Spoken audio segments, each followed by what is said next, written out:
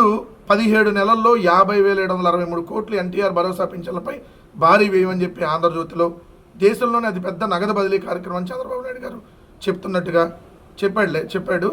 అట్లానే ఇక్కడ పందా మార్చిన చంద్రబాబు, ప్రజల్లో వ్యతిరేకత రావడానికి నాయకులే తప్పు చేయాల్సిన పని లేదు, కార్యకర్తలు అధికారులు తప్పు చేసినా అది ప్రభుత్వం మీద పడిద్ది. అసలు ప్రభుత్వమే తప్పుల మీద తప్పులు చేస్తూ ఉంది కదా.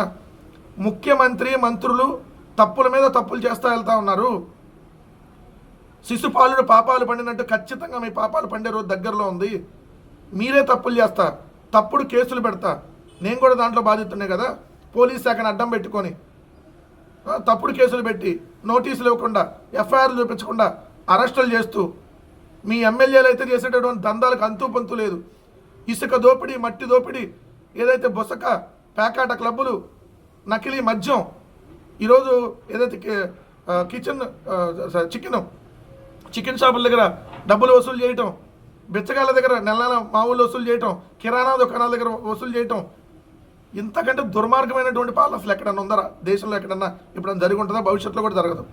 అంత దుర్మార్గమైన పాలన అందిస్తా మళ్ళీ మీరు చెప్పేది చెక్కులు ఏదో అందించలేదంటే ముందు ఆ పని చేయాలంటే వెళ్ళి ఎమ్మెల్యేలు 49 మంది, అది అధికారులైనా చేస్తారు, అది ఎమ్మెల్యే చేయవసరం. ఎమ్మెల్యేలు చేస్తున్నటువంటి దోపిడీ మీద ముందు మీరు మాట్లాడండి.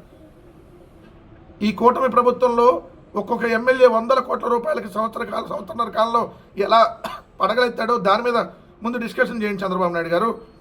మీరేమో పైన వరుసగాలకి ఉల్ఫాగాలకి దోపిడీ చేసి మీరు దోచుకుంటారు. ఇక్కడ వీళ్ళేమో కింద దేన్ని వదలకుండా దోచుకుంటా ఉన్నారు. సెటిల్మెంట్లు, దందాలు, గంజాయి, డ్రగ్స్ అమ్ముతున్నారు కొంతమంది ఎమ్మెల్యేలు. ఇంతకంటే దిక్కుమాలిన పరిపాలన ఇంకేమైనా ఉందా?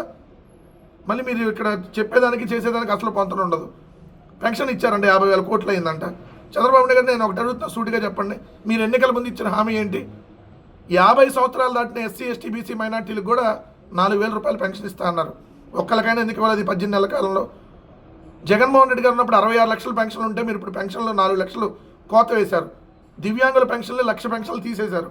మళ్ళీ ఇది అది పెద్ద స్కీము నేను ఇంప్లిమెంట్ చేస్తున్నాను, దేశంలోనే అది పెద్ద స్కీమ్ అంట. దేశంలోనే అతి ఎక్కువ మందిని తీసేసింది మీరే పెన్షన్లని. అది మీరు రాయాల్సినటువంటిది. ప్రతి నెల 1వ తారీఖు ఏ ఆటంకాలు లేకుండా నడుపుతున్నారంట.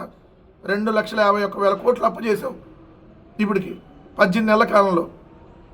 ఆటంకాలు లేకుండా నడపడం అంటే ఇక ఆ పెన్షన్ కూడా ఎత్తేస్తావేంది? ఉగాది నాటికి 5 లక్షలు ఇల్లు ఇస్తారంట. కట్ చేయండి, చెప్తే క్రెడిట్ చోరీ.